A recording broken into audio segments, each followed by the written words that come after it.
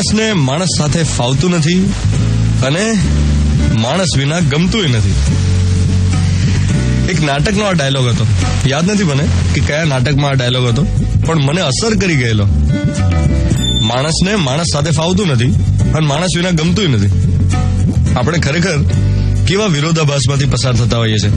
ક્યારેક એમ થાય કે એકાંત જોઈએ અને ક્યારેક એમ થાય કે લોકો જોઈએ, લોકોનો સાથ જોઈએ. એવા કેટલાય વીકેન્ડ હશે, કેટલી રજાઓ હશે જ્યારે તમને અવઢવ થઈ હશે, નક્કી કરવામાં તકલીફ પડી હશે કે લોકોને મળવું કે ન મળવું. દુનિયામાં બે પ્રકારના લોકો છે. એક, જેમને માત્ર પોતાની જાત સાથે રહેવું ગમે, ભીડમાં અકળાઈ જાય. પ્રસંગો, મેળાવડો, ગેટ ટુગેધર્સ, આવું બધું બહુ ગમે નહીં. ક્યારેક ઠીક છે, પણ આમ બહુ પસંદ ના કરે લોકોને મળવું, પોતાની જાત સાથે કમ્ફર્ટેબલ હોય. બીજા, જેમને હંમેશા ભીડમાં રહેવું ગમે, એટલે સોશિયલાઇઝેશન ના કરે તો અકળાઈ જાય.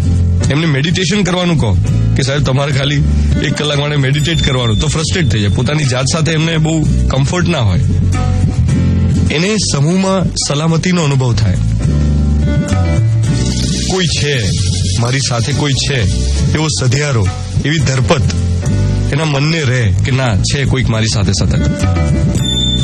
એકલા કંઈ ના કરી શકે. કોઈ માણસને સાવ નિર્જન જગ્યાએ મૂકી દો ને, જ્યાં આસપાસ કોઈ છે જ નહીં, એકાંત છે, અંધકાર છે, તો એને ડર લાગે જ.